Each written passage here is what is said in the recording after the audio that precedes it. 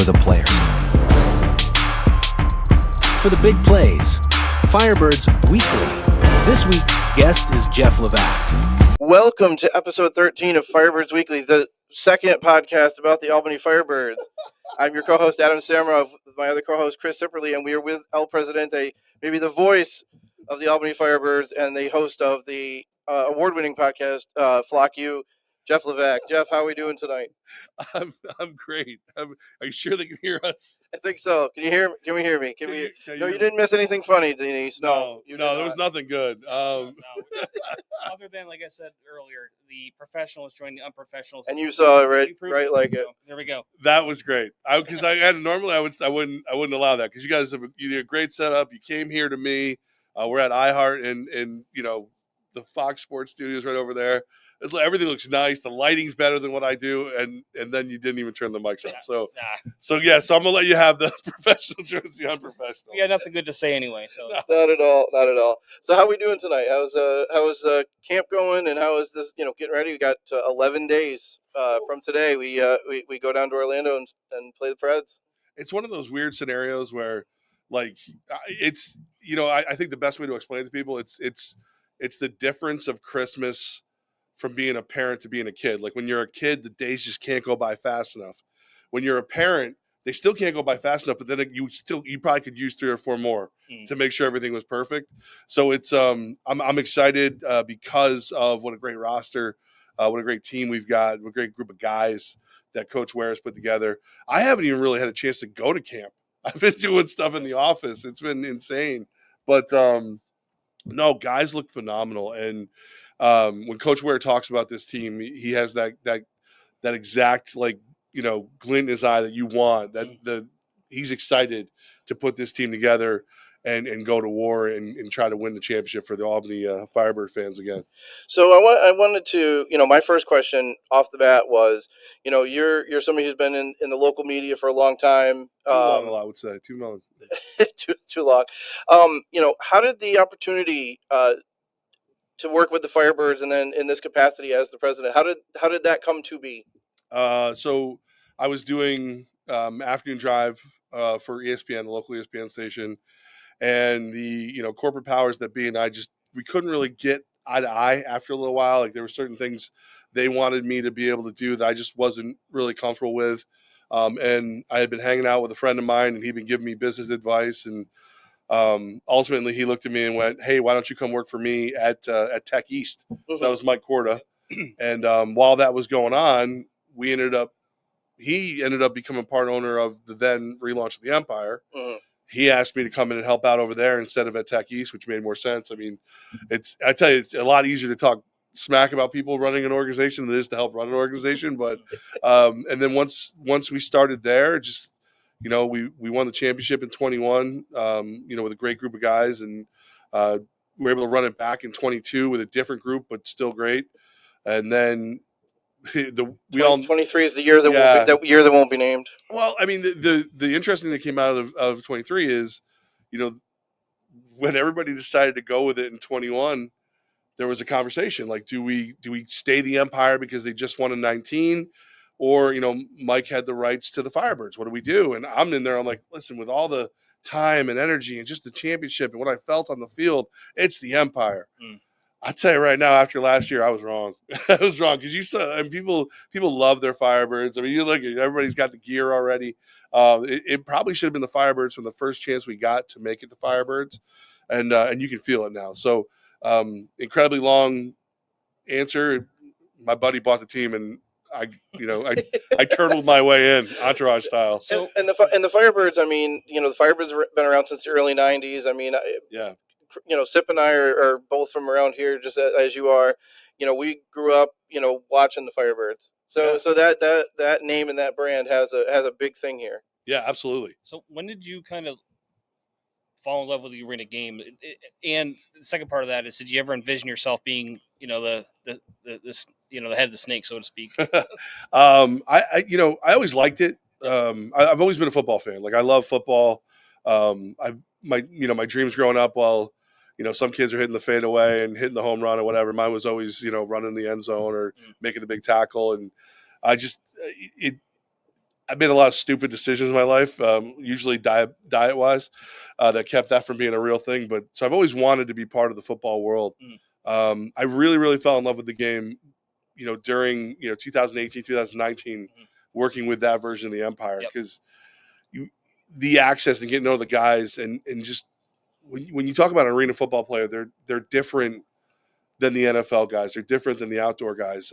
They're different than the indoor football guys. Like arena football guys are a special breed of human who they know that each and every play is going to end with a massive collision, and they're not making the same cash that the outdoor guy is making, but they're, some do very well, but there's so many things, there's so many reasons why they shouldn't do it, and they love it and they can't get away from it. And I think once I got to know those guys, especially now, like knowing our guys, it really made me feel that passion for it.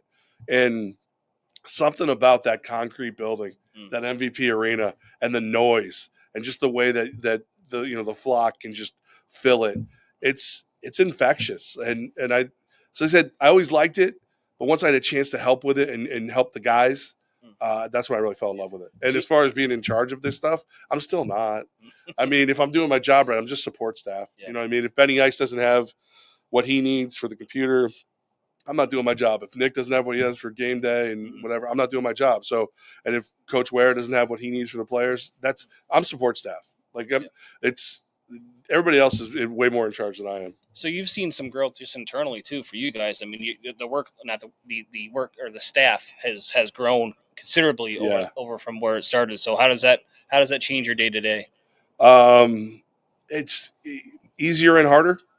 Easier because like there's guys you can count on now. Like.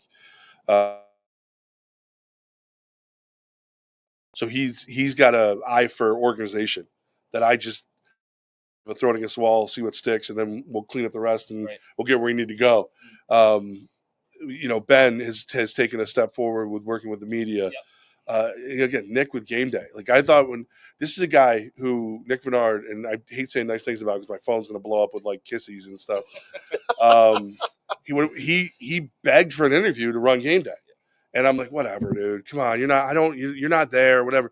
He sits down across from me. I ask him a couple questions. He comes up with a full run of show for me. I'm like, you know what? You deserve your shot. Now he's one of the only compliments I get from the other guys where it's like, you screwed up a lot, but that was a good hire. So like, he loves his job. Loves what he does, and it's a rare guy that will find work. Yeah. Like I'm good at getting away from it. I'll hide somewhere if I can.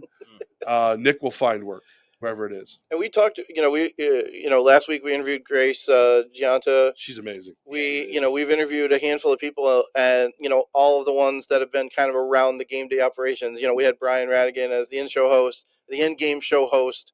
He was my intern over at ESPN way back in the day. Okay, so that's all comes full circle. But everybody, to a person, talked about Nick as because he's kind of running that show of the show of run of show, and all of them say that he's great to deal with, and he's got his stuff together and everything else. So he does, and he cares, So, and he smells like onions. Like I can't, if I say too many more nice things about him, he's gonna ask for a raise.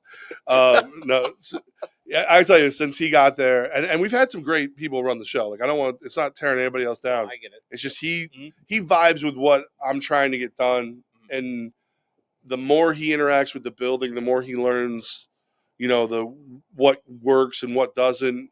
He grows his run of show, and it becomes more and more entertaining. And you brought up Grace. Grace is phenomenal. Like the hardest thing you deal with for any show person is the players of the show. Mm-hmm. The game is the show. Now, the dance team is extremely important to that show and everything, but the players of the show.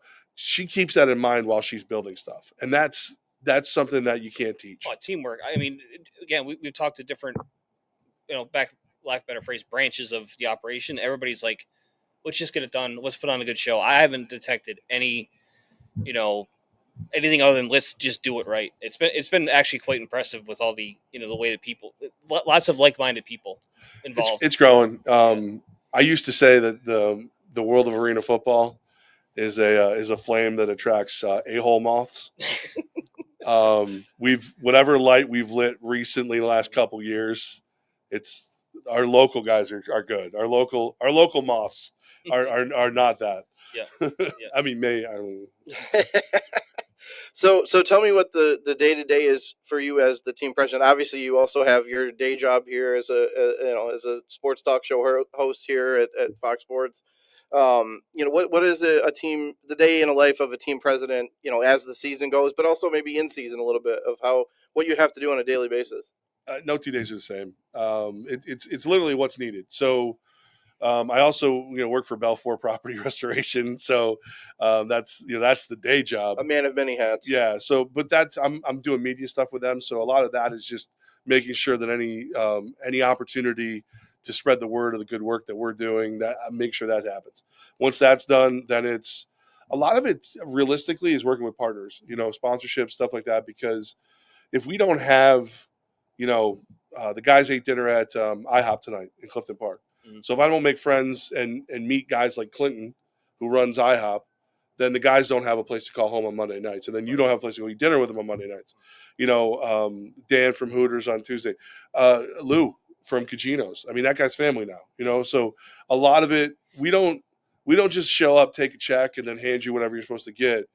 It's a partnership. It's how can you helping us help you help, back and forth, and to the point where, everybody's on the same page and everybody's getting better. So a lot of my day is spent, talking to, the GM of, Frank Adams and stuff like that. All right, what worked last year? What didn't work? What aren't we doing for you that we could be doing for you? And, and vice versa. And if I'm doing that right, they stay around, they grow as their partnerships, and then they're our best ambassadors. I mean, Chris, you helped sell for a little bit a couple years ago, and you saw it. Like if you really, really get the right relationship built, they go out and they tell their employees, "Hey, you need to go," and they tell their friends, "Hey, you need to go," and it just all grows, it all builds. It's pretty awesome. Yeah, I mean, we've seen from top to bottom. I mean, right from the first one was Shorts all the way up to who we interviewed last week. I'm terrible, I forget.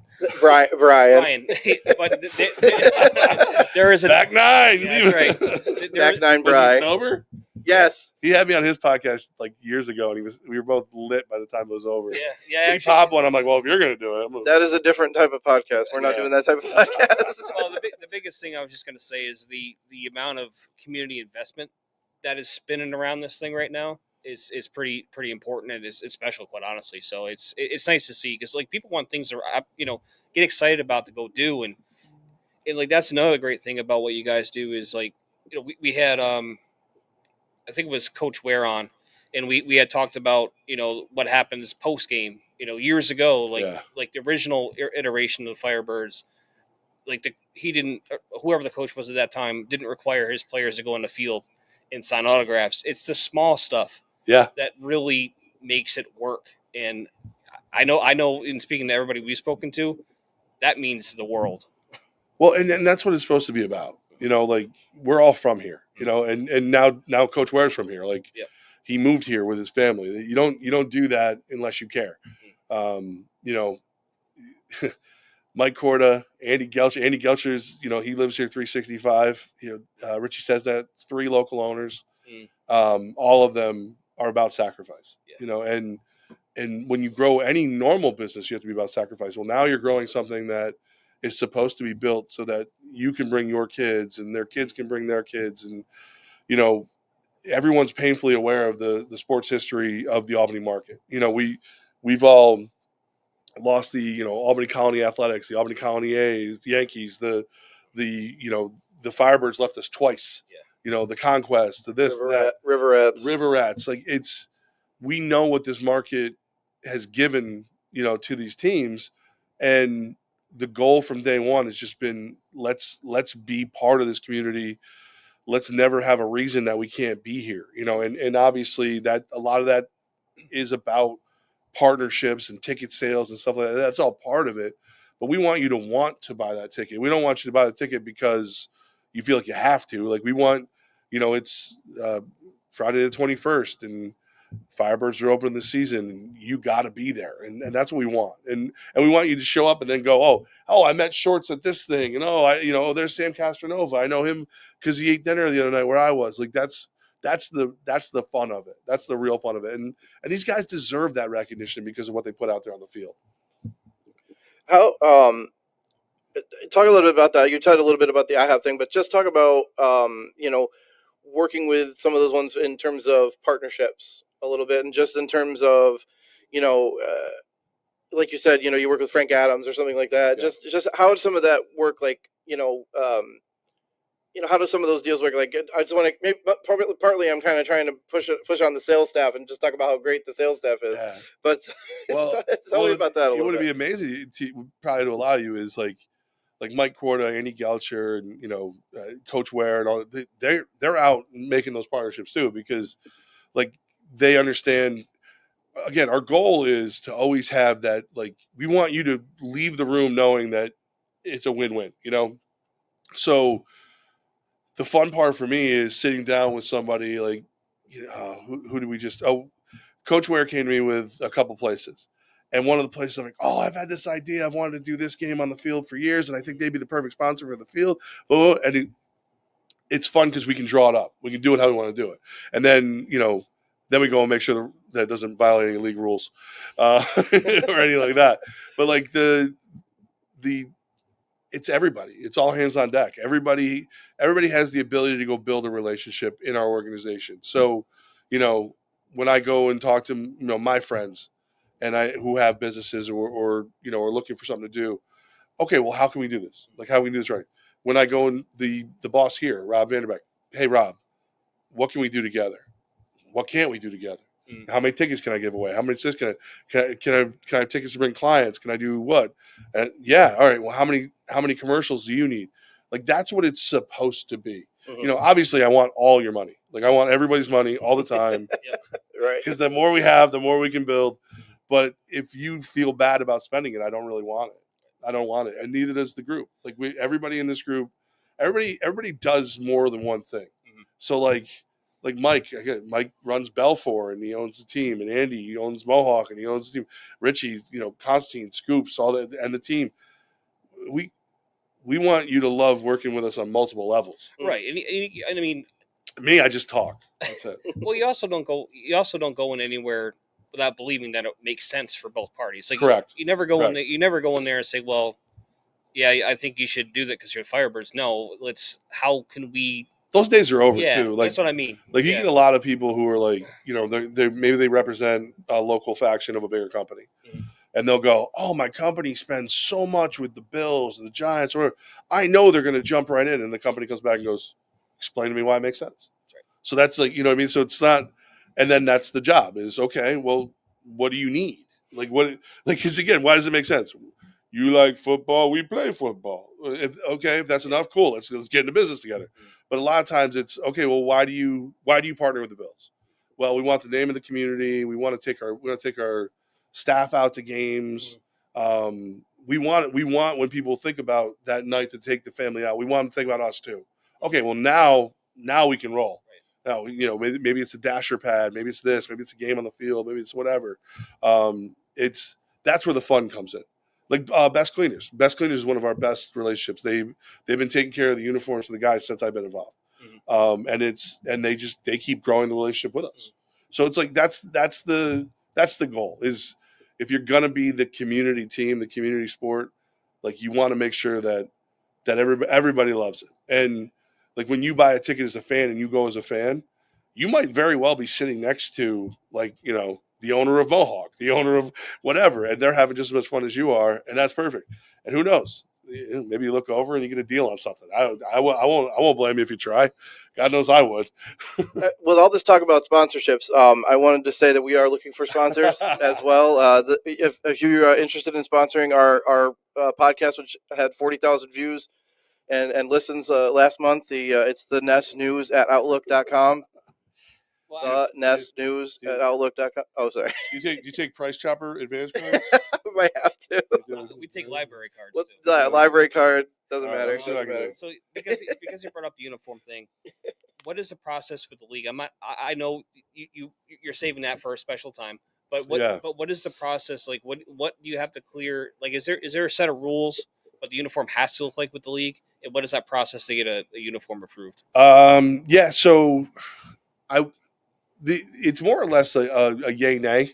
So the entire league goes going through. It's a company called Sweat Sacrifice Success, Triple S. They were the ones who have been making the fan jerseys, and they made our uniforms back in the Empire day.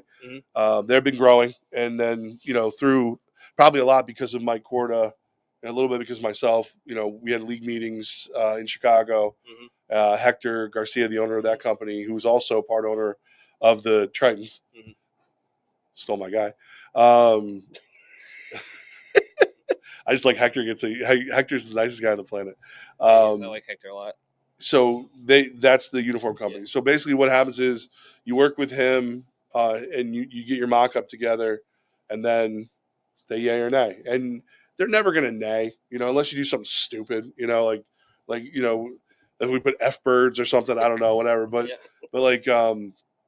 I believe what happened this year, as far as I know, I thought we would already have them, and I know Hector thought we'd already have them, is we didn't give them the schedule by which we wanted each piece.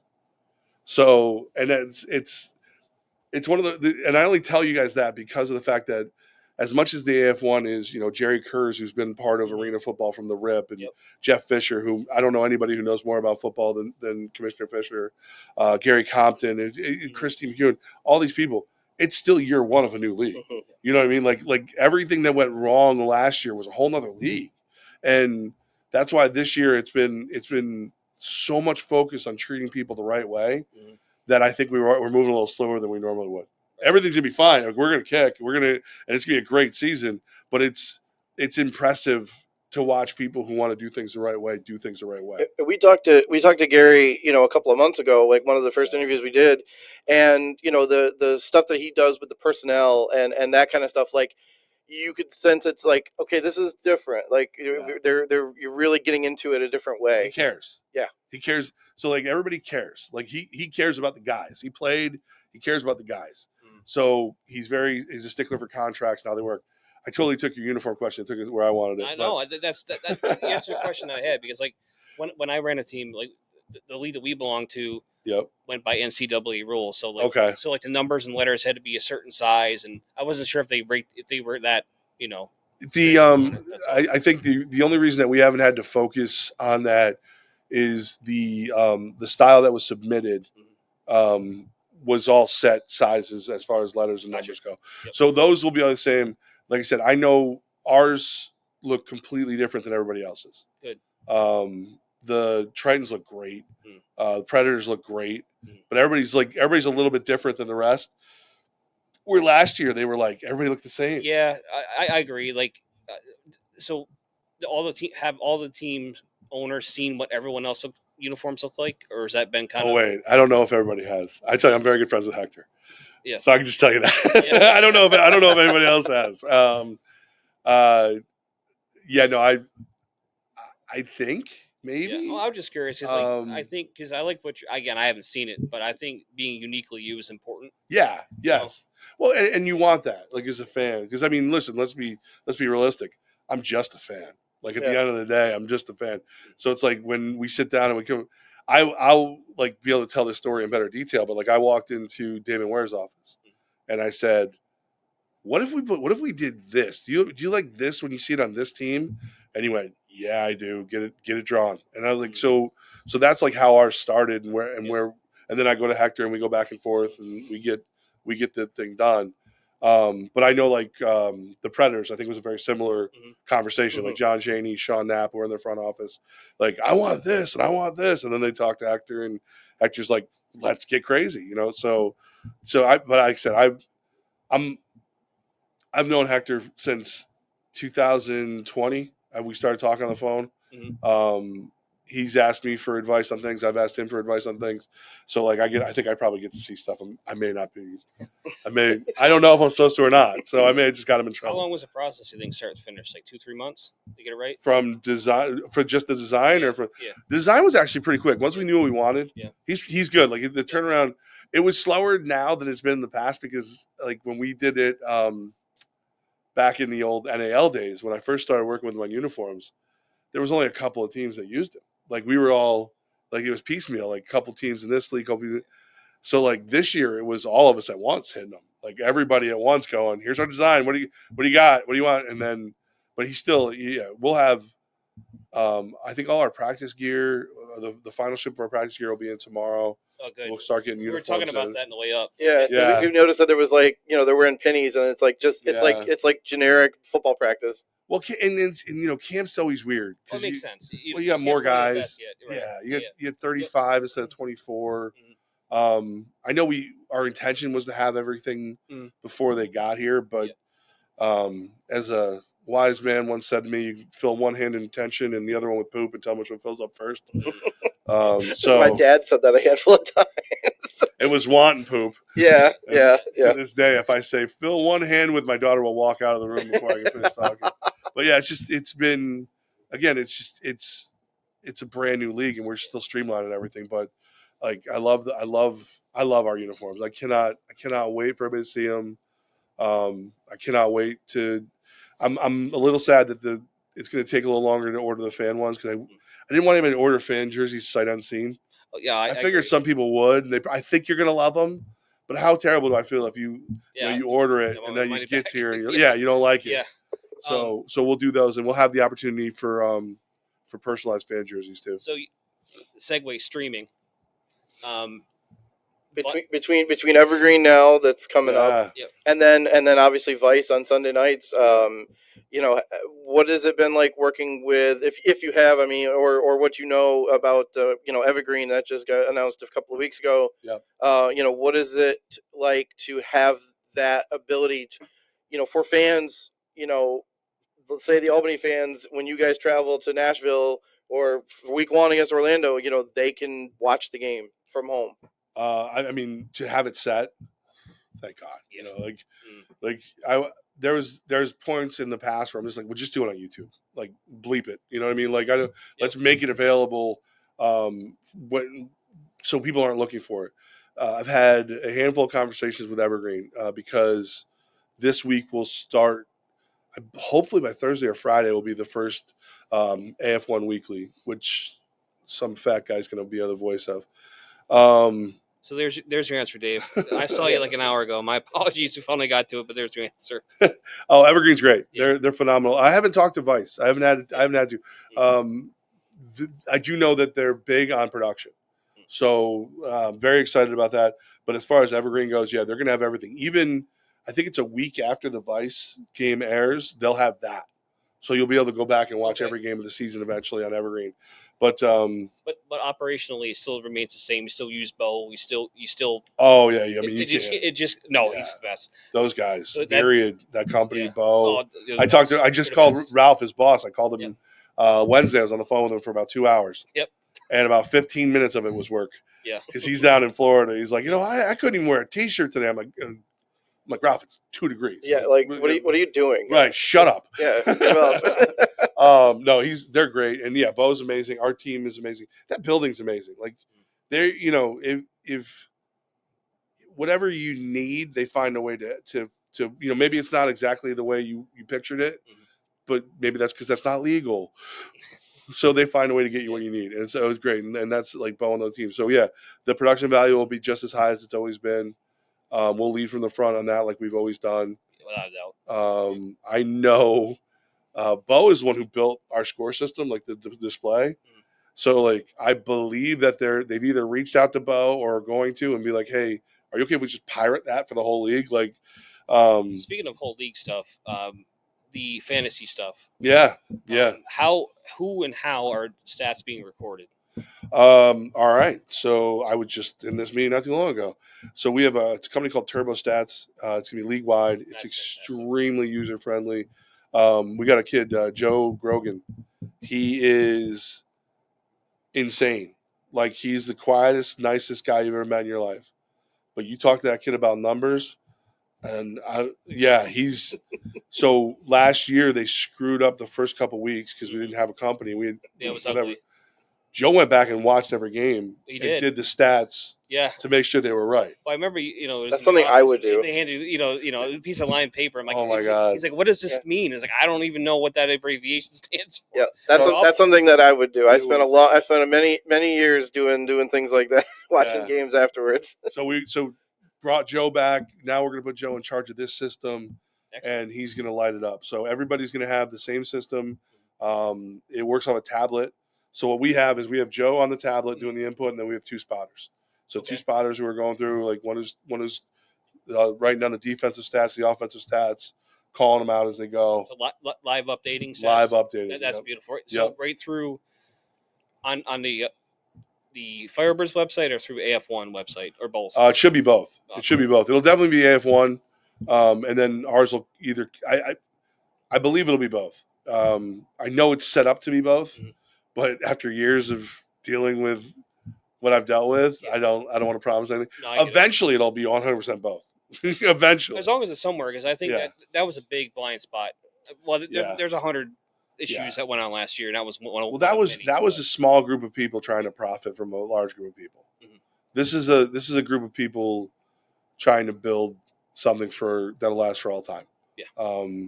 This is not. It's not a vanity project for Jerry Kurz or Jeff Fisher, Mike Korda, Andy Gelcher. No, this is the reason that I'm doing as much as I am with AF1 is I've always said I want to be league proof because I don't ever want to have to leave because the league leaves. Like I've seen enough leagues that I know they can't. Sometimes you just can't work with them. But this is a league that's being built in such a way that I don't want to leave it. I want it to work. So whatever they ask of me, I do. Yeah. I mean, I see a big difference. I mean, like Adam said a little while ago when we had Gary on, just from top to bottom, when he asked a question, there was an answer.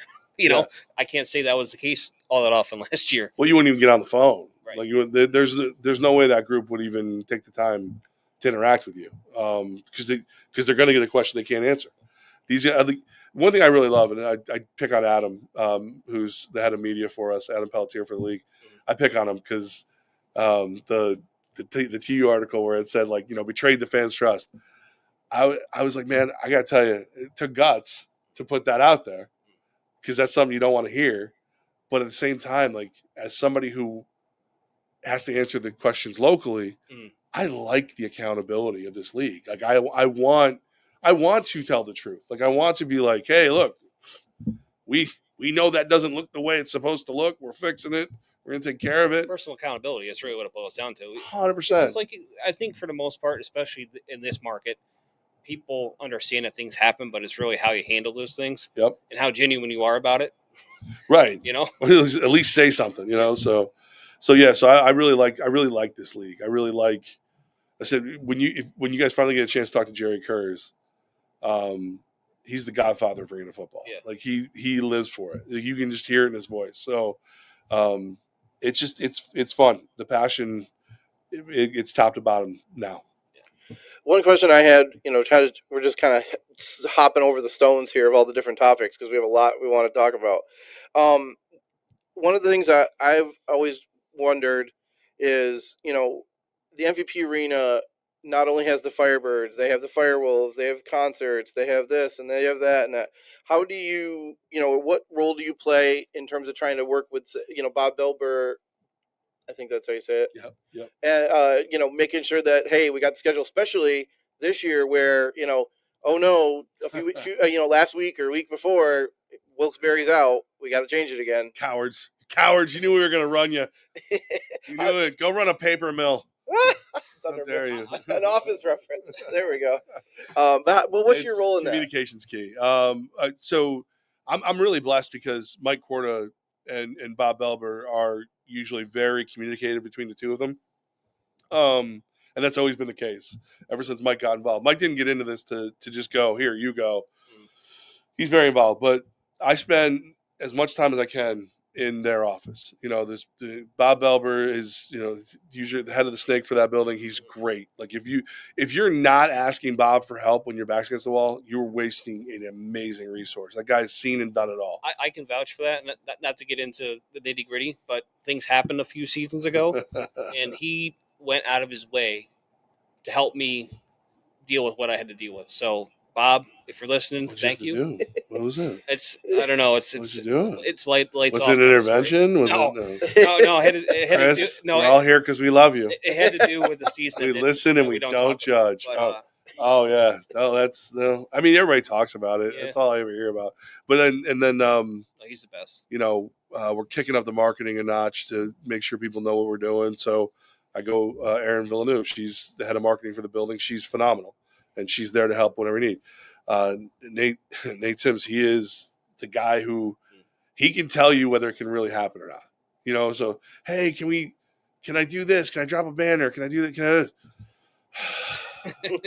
Yeah, he's a busy guy. It's just like, what now, Levack? I walk into his office.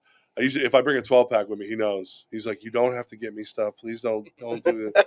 I'm like, I feel like I'm obligated. He goes, what do you really want? Well, since you asked, can we, how much fireworks can I have? How big and whatever. So yeah, the building's amazing, and It really is. Communication's key. If you blindside them, and I accidentally blindside them from time to time, it's not good because they're the ones who have to make sure it goes. There's a million. There's the normal rules, and then there's the city rules, and then there's the whatever. So like there's a million things that they need to know, and they still help me when I accidentally blindside them. Like fireworks in the opening, Fireworks. the dry sparks. Yeah, fireworks are big. That's I'm trying to think of something stupid I've let happen that I let AB in the building. I don't know. That's probably the one. This is the only man that's allowed to talk about it. No, everybody does it. We were at Crossgates. We did a thing for kids. It's so we're at the table. We're giving out candy, and Spike, the mascot's dancing and taking pictures. And some woman comes up and goes, "Is this the Antonio Brown team?" I'm like, "No, ma'am. No, we've never been the." I'm like, "This team has never had anything to do with him except for his father played for whatever." She goes, "Thank you for getting rid of him." And she just walked away. I'm like, "I didn't get rid of him. I had nothing to do with it. I don't. All right. Yeah. So I still hear about it all the time. It is what it is at this point. Whatever. He was a great football player at one point. He was a great football player. That's undeniable, but yeah, that's kind of where the good. He's a jackass, but he's a great football. Listen, I don't know what to do. I'm done. He unblocked me and everything. I'm like, I'm not going to be your friend, dude. Those days are over after the second time he threatened to have me shot. The third, then I definitely wasn't coming back. All right, revelations on the episode of the podcast. Oh, it's good times. Good times. Oh, well, let's completely turn it here, and I wanted to ask about, because that's one of the big things. Obviously, again, the game inside the arena, is most of the reason why people are here. But another reason I think people come, especially with families, is those block parties. Tell me your role in that, if any, and just talk about what that does for bringing in the crowds and getting families here. Block parties. So much depends on the weather and the schedule. I mean, that's the weather.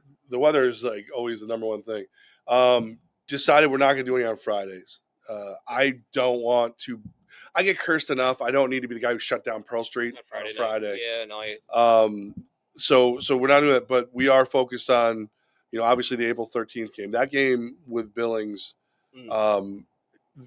Get your popcorn ready, because that's got game of the year potential. Yeah, and there's more. There's a lot that's being worked on to make that special. Because, listen, let's be real. That game Vice saw a rematch of the championship game special. That game was on Sunday. That game was on Sunday before there was a schedule. That's right. That was gonna be a Vice game before there was a schedule. So that game is gonna be special. Block party, all that. Block party, again, it's big time communication. Let the building know you're gonna have it.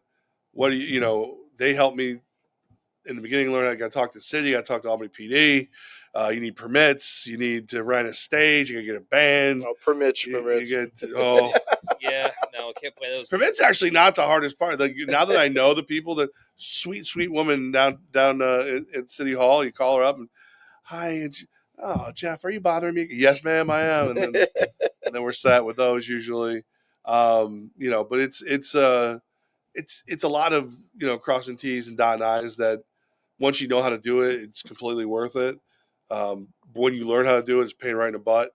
Where does power come from? Where does this go? Where's that? Whatever. But like towards the end of last year, I think we started to really, really get it right again. Where it's got vendors out there doing stuff and crazy stuff, kids playing cornhole and getting ready, and then going inside. That's what we want you to go inside. Like, have the party, keep the party rolling, and then take that energy and cheer on our guys. Another one, we haven't even mentioned him yet. We mentioned, obviously, him. No, we mentioned, Joe Henry? Mike. we mentioned Mike, and we've mentioned Andy, we've mentioned Rich, and we've mentioned a lot of the people around it, but we have one more that we have not mentioned, Jake Labrie as the CEO. How has your relationship worked with him? Obviously, Right. being new to this, and then has his role changed anything in terms of your day to day or how you do what you do? I don't think you could find two more different, similar people. Like we're very different, but at the same time, like the more we talk, it's like we have a lot of things in common. Um, he's big on organization, and I love organization. I just don't like organizing, so it's perfect. This year has been a lot of kind of figuring out what he picks up and then what I put down. And so I think long term, he's going to take so much away from me because he's just going to have it streamlined, kind of like AI for like the rest of the world. But right now, it's just working together, trying to stay. It's so funny. Everything goes back to communication. Like, hey, what do you need me to do this? No, I need you to do that. You need this and you need that. But he's a good dude. He's a really really good dude. His wife's phenomenal. That's why we're at the clock tower. Is that relationship, and so nowhere to go but up there. So let's talk about next few events we have coming up. Then, kind of getting to the end here. I think Friday. What do we got going on Friday? This Friday? Yes. Open practice. Oh, open practice. Yeah. Yeah. You guys got to remember, where does all the work? I was going to say you don't even know what day of the week it is. So it's probably a trick question. Yeah, open practice. So it's awesome. Not a lot of teams are willing to do this. This is right before the final cuts, so you're going to see this entire roster play against each other. If you watch close enough, you're going to see the anguish on Ware's face as he decides. Yeah, I don't envy him. Yeah, how do I take out 11 people? Right. How the hell do I do that? And Right. knowing for a fact that we're going to see them, because other teams watch to see who's cut. He said it on Flock U last week. He'll try to trade them if he knows that this is a guy that isn't ready for what we're doing or lost out by like a step in practice or whatever it is. He'll try to put them on a team he thinks they're going to be most successful on. But yeah, that whole practice. That's a tough one. Sometimes I don't even want to go to that one because again, these guys I have heard nothing but great things about these guys since they got here. To have every single, so again, what we do is we a lot of places they'll feed the guys in different ways. They'll either give them gift cards or per diem or whatever. Yeah. Well, we figured out the best thing to do again to give back to the community and make sure the guys have the best experience is we pick a night of the week and they go to a place. And so if you wanted to have dinner with your Firebirds, Tuesday, go get some wings at Hooters. They're going to be there. Yeah. They, Monday they're at IHOP. In Clifton Park. Let's just Clifton make Park. sure we have it all right. Well, because the guys, Clifton Park has like a buffet room. Yes. And the guys loved the buffet, so that's where they go. But that's why we do it that way. I have had every single place they've been since they got here reach out to me to tell me how great they are. I guess the night at Hooters, Zeke Rose and a couple of the guys bust tables when they were done eating. I'm sorry, I'm watching the women work there. I don't think I'm a bad guy, but that's that's good for you guys. But like every single place has reached out and just told me how great these guys are. So now, guys I don't even know yet, I'm going to be like, oh, you're leaving? So I don't even, who knows if I'll even be there on Friday. Yeah. I got to be 8:00 in the morning though. Is a little rough, but that's a personal thing. I have a day job, guys.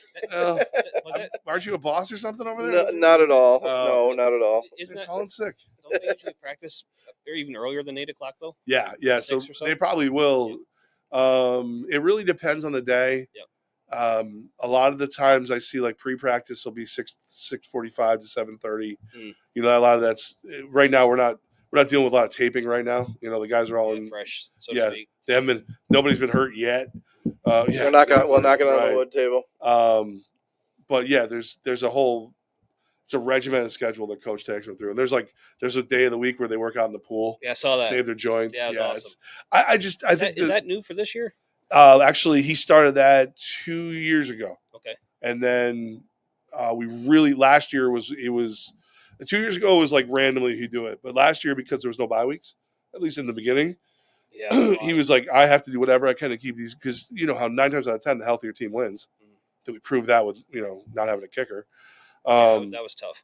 It was not easy. Yeah. But like all those little things, like Ware said it. He goes, I'm still learning. Like I'm still teaching myself. I'm still learning how to do this stuff. So I think that's awesome. And I think those are the kind of little things that like the guys like.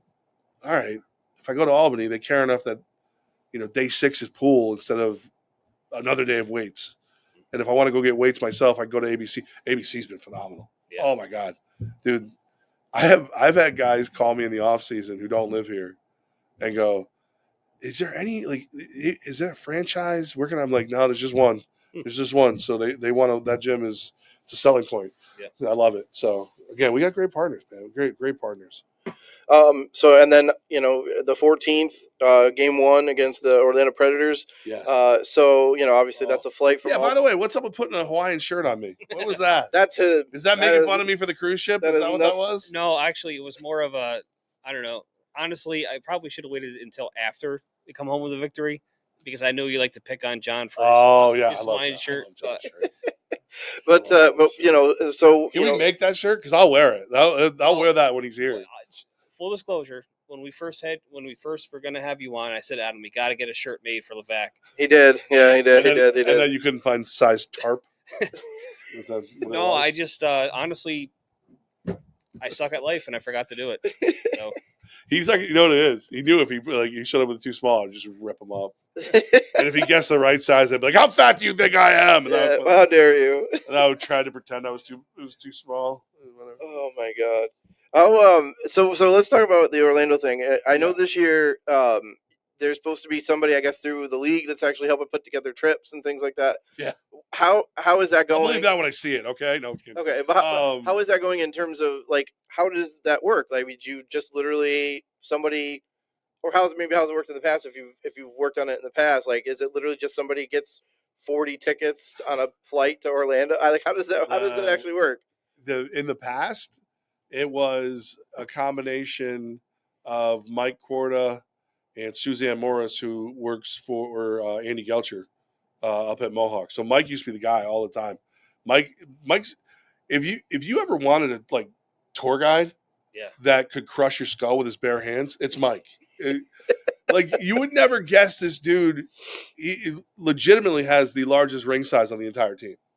That's factual. I think it's like an 18.5 and 19. Oh my God.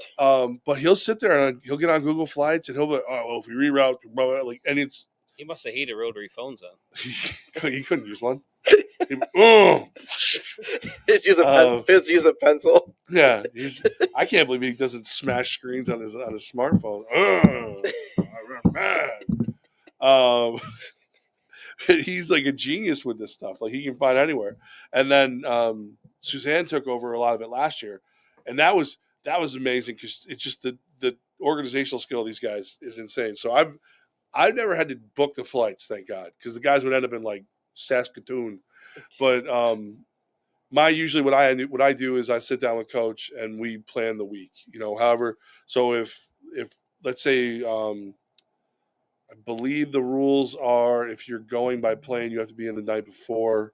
If you're going by bus, you can come in the day of, because it's far more likely that the bus will make it straight through. Mm-hmm. So what we would do is, all right, what are the guys having for breakfast before we leave? Where are they eating lunch? Where are they eating dinner? Where's pregame meal? Where's this? Where's Zoom? How's the bus getting from here to there? We plan that all out, every detail. Right, because they got to get to the airport, then they obviously got to get to this place you guys are staying. They got to get from the hotel to the arena. Gotta eat. Right. You can't put 21 guys out there on a football field with no fuel. Correct. Go through all that, and then how do I get back to the airport? How do I get from the airport to the hotel? Go through the whole thing. Everything written out in detail. Which actually, Jake LeBrie is way better at organization than I am. That might be Jake's job now. I don't know. That might be. I think Jake's got a new job. I might Heisman that one. There you go, Jake. There you go. Away. Yeah. So that's all. It's all detail. In a perfect world, the guys don't have to think. They just have to show up and play football. It's never a perfect world, but I think that's understated. How important it is just to get from point A to point B on plan with a clear and concise path. and not just like, oh, crap. Yep. I mean, those things will happen. Everything. There's always But- something, but you want to plan for as many things as you can. Yep. I have a great relationship with Yankee Trails. Yeah, they're pretty awesome. And They really the, are. the amount of times that they have moved heaven and earth to move us. Like one time last year, no, this must have been 22. 22 was the cursed year. So you guys think 23 was bad? 23 was bad for everybody. 22, I was burning sage in the office because I was like, "There's Looks like no Travis way." Scott at the pay-per-view, the Yeah. Elimination Chamber doing stage. We had one trip where it was the plane from Albany to Philadelphia, and then to San Antonio. Yeah. I think it was, it was West Texas, Yes. and it was the plane. There was no plane from Albany to Philadelphia. It got canceled. So last minute, Yankee Trails brings us to Philly. Wow. On the way to Philly, the bus breaks down. Oh, God. I call the local guy, and I'm like, Joel, help. What do we do? Give me 20. He finds a bus that's nearby. It's only got like 3 or 4 people on it. Makes those people wait for the repaired bus. Gets our guys down because they're not on like a time crunch. Gets our guys down to Philly. They get on the plane just in time and they make it. But like those are the kind of things like that just happen. Right. And you got to be ready to roll. And again, partnerships. Well, that's How many friends can you make? No, that's the truth. Separately, go pick them up. Come on, man. You got a big truck. But no, that's the truth. But though, like, you don't go out looking for favors. But I do. Well, but as long as you treat people with respect and you step up to the plate for them as well, like that's the thing. It's two-way street. Like if you want it, if you want people to continue to help you, you got to give as much as you get. Or get somebody else to give. That's usually. Yeah. I'm like a favor dealer. Like what? This can't help me, but it can help you. It's good. No, it is. It's all again. It's how does it benefit everybody the most? And that's travel is. Getting the guys there, being ready for whatever comes next. That's always a good time. Well, speaking of good segue talking about giving. You've talked a little bit about it already about the fans and Albany and the support. I want you to talk about flock support. Our father flocker, Mr. Lounsbury, is on watching as well. Hello. He's always watching. He's always watching, and but him and Denise and many others. I don't know all the names. I'm not going to try. But they do the adopted player. I saw stuff last week with all the bags that the bags for the guys. Talk about seeing what they do and seeing the support not only for the guys on the field on game days, but overall that this area does for these guys, this team in this organization. Second to none. The first time I heard about Adopt a Player, I was in Columbus, Georgia, and it's a really nice thing they do where they have a couple people and everybody adopts a player, and it's you get like a little bag with some Gatorade and a candy bar or whatever. And it was nice. It was really nice. The guys loved it. I was talking to Steve before last season because this is something he was really interested in, rebuilding the booster club, making it something special and different. And I think I mentioned that over like passing. Next thing I know, it's him and Denise and everything. And they've architected this whole, like they're showing up with wagons and just so much stuff to the point where like this offseason I was like, not for nothing, maybe dial it back because I can't. You're overdoing it. There's so much. No, and so like I literally told the guys, I was like, it means the world to the guys, so it means the world to us. But it's so much, and I know that I know the guys love it and they live for it, and it's something that makes them choose Albany. Every year every player's big power is this 1-year deal because you come in, you play for us, and we don't treat you right, you leave, and you don't come back. And when you do play us, you slap us around. Like that's your power. So our goal is always to be like we want everyone who leaves here to want to come back, and flock support is a big reason guys always want to come back. We were talking to a few weeks ago DJ Walden, and and he talked about being from Georgia and being 1,500 miles away from home, and how that the flock support and that kind of thing really helped him being here in Albany, being away from home. So that was one that he made a very big point of that when we talked to him. So I find there's two kinds of guys.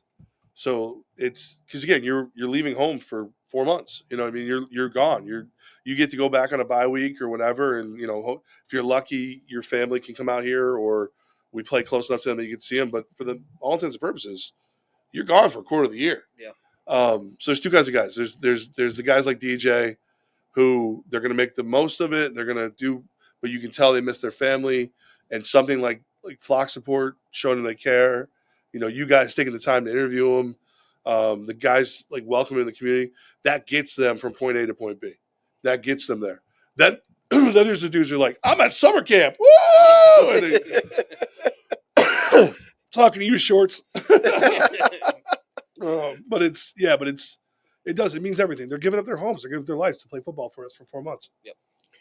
Yeah, I think just that I think just sets Albany aside. Again, I haven't been in it this long. I'm still, again, I was a fan, back in the day, but in terms of like this stuff, I haven't been in it that long.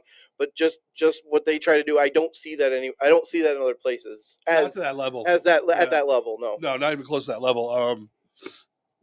Like seriously, like there's points where I look at them and go, guys, take a little time to yourself. You know what I mean? Like they're just they love the show, support to these guys, and that's why the name Flock Support is just, it's the perfect name.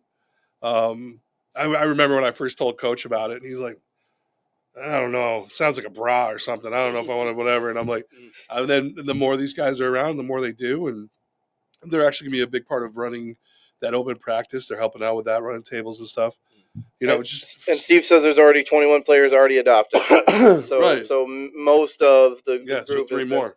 So and then the hard part is like I see these bags, man. I'm just like, wow. And they actually made me one last year. The Klugos made me a bag last year before the championship game, and I got out of that room because it was so dusty. Something might have been getting in my eyes, but it was it was crazy. But just in June, so the pollen's so bad and all that. Yeah, of tough. course.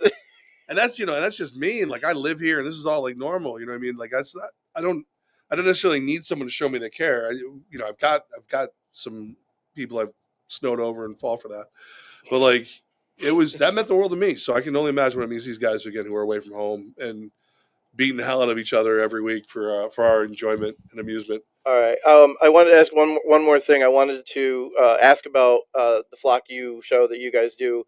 I know it's been at Apex. I don't know if it's always at Apex, but I know this week will be at IHOP in Clifton Park. Okay. Next week is gonna be at Spinners. Where's that? I'm not familiar with that. I'll have to look up the actual address. Okay, it's somewhere in here. Jake went and got it. It's our friends from Miller Lite, I think, are gonna be behind it. Oh, okay, cool. So, what's that? Yeah, so we're moving around. So we do like to use it to give a little love back to the food sponsors, but we also like to go new places, meet new people, and hopefully spread the word and get people to come to games, and find new places for our players to go hang out and stuff like that. All right. Yeah, I think I appreciate all the time and going through that intro. Hopefully that will be cut out when we actually set it up. That was brutal. But with your hand gestures. Well, yeah, we're gonna have to get an ASL for next one. We have to do something. I don't even know, but thank you, obviously, and we'll talk to you. Anybody say anything mean about me? I was waiting. I usually like to see let's run through this here real quick. Oh, sure. We'll make it real quick. So, yeah, we always end with questions from the flock. Oh wait, wrong. Oh yeah, that's right. So Dave had a question about AF1 Evergreen now for the weekly show. Yeah, which we did mention. Yeah, the dream of the show, it's going to grow as it goes, but we're gonna do a first version of it this week. So tomorrow I will be with them for a large part of the day. So is that just going to be like an interview like kind of show, or what so will it look like? I'm calling it AF1 for beginners. So we're going to recap what happened the week before. Okay, great. There'll be an interview, and then we'll preview some of the games coming up. Another question from Dave, the unofficial historian. Dave has got a million questions. Can you say how many season tickets have been sold so far? I can't. I don't know. I think most of the season ticket holders are back. I got to be honest with you. There's certain details that if I start getting into, they'll drive me. I'll go crazy. So I'll probably really ask the first couple of questions about ticket sales, end of this week, next week to the guys. So you don't know even if it's good or not or anything like that. You just figure they're doing their thing, and I'll let them do the. Well, and also so Matt Woods, who has been either helped run the team or been around the team for years, he does a lot of the overseeing of the ticket department. Yep. And there's nobody more buttoned up than Matt Woods. So no doubt. A lot of times anything to do with tickets, I'll just go to Matt, and like if Joe Nair does a great job. I'll just go to Matt and be like, "Hey, you need me?" And no, and I'm like, okay. Your CEO has a question. He does. I see this on Facebook. It's an important one. Yep. What cruise line is our sponsor? I know. Tired joke. I know. So we have a front office chat, and it's probably about 60% useful, 40% abusive. That's like my group chat. It's about 60% good and 40% eh. So he turned on me the other day out of nowhere. He's like, "I think we have blah blah blah cruise line as a sponsor," and I was just, "F you, Jake." Just boom, that's it, just done. So I waited to see him the next day, and I'm like, "You knew I was just playing, right?" He goes, "Oh yeah, okay." But I'm not anymore. Okay, stop it. Listen. I'm not every mammal's built for the water, and just because I have a swimmer's build, whales swim. It's a thing. They float. Don't make me. I have no use for cruises, man. Stephanie Wade says the new theme song for you is "Come Sail Away" by Styx. You know what, Stephanie? I saw you for 15 seconds at the last Flock U. You didn't say anything. All right, so she's downloading that song. That's it. So that's pretty. I mean, honestly, is that because Cartman sings it? You call me fat? Wait, don't sing it too much. Let's pay royalty. Stop. I'll get this whole thing shut down. So, all right, man. Thanks again for your generous amount of time. I'm gonna cruise out of here. Yeah. So. All right. Till next time. Thanks, guys. All right. Man. Thank you.